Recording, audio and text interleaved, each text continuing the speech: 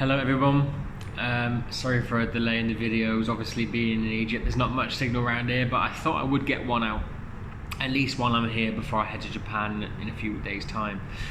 This will be about rivers again, so I know I put a few coastal videos out there, but I want to kind of go over a little bit more on rivers. The next one will be about the defences of rivers, but this one here is about why rivers flood in different ways depending on where you are and the factors that affect flood risk.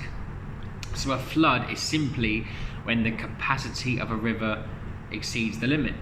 So the capacity of Wembley Stadium is like 90,000 people. If you put more than that in there, eventually it would overflow. It'd be too full. So the rivers work in the same way. Exceeds the capacity of the river channel, basically. And that can happen for a number of ways. For example, if you get a heavy amount of rainfall, or an extreme amount of rainfall, or more rainfall than the norm, then that can lead to a flood. You can also have things like melting ice, glacial melt, rising sea levels. These things can cause flooding too, and ultimately that's what a flood event is. Now, in terms of things you can do to stop that, that's what we'll look at next time. But I want to just tell you differences about how you can look at floods in different areas and how areas are more or less at risk. So if you're in an urban area, for example, I'm in Cairo, if you're by the River Nile, lots of hotels, lots of shops, roads, all this stuff, this urbanization, this town and city feel, these properties, the materials are all something called impermeable. And that basically means water cannot go into the surface. If I pour water on this table, where my phone's located currently, it will just sit on top because it's an impermeable surface. Now, concrete, urbanization, houses, buildings, schools, paths, roads, all those things are impermeable surfaces. So therefore, if a flood happens in a town or a city, then there's more risk, because the chances are, when the river exceeds water capacity, that it just sits on top and has nowhere to go apart from flow. Whether if it's a hill, for example, it might flow down the hill.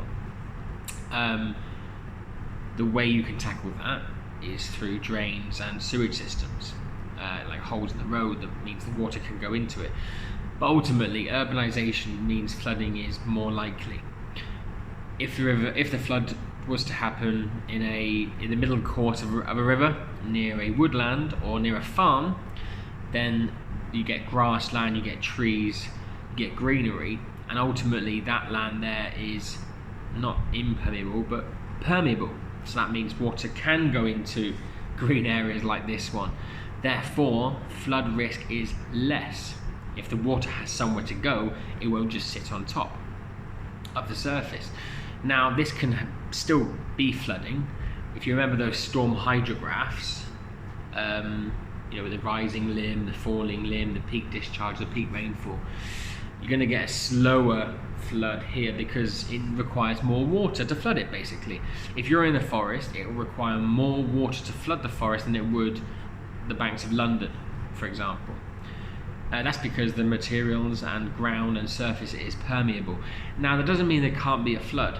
If you kept pouring water and water and water and water on a field, eventually the ground would become something called saturated. That means it's absorbed all the water it possibly can and it can't take any more, so it starts to get waterlogged. When you see like a waterlogged football pitch or a waterlogged green area, like massive puddles, that's because the grass has taken in all the water it possibly can. I can't take any more. Much like if I just drink bottles and bottles and bottles of water, eventually I'll become full and it will come back out of me. So factors like that, factors like deforestation and afforestation can have an effect on flooding because of this. If you cut down tree areas, flooding risk increases. If you plant trees, afforestation, flood risk decreases because there's something to absorb the water.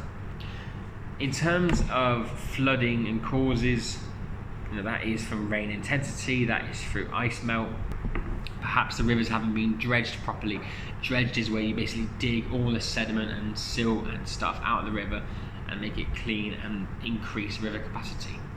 If you imagine like a hole, if you dig it more, it becomes deeper and then more water can flow in there ultimately.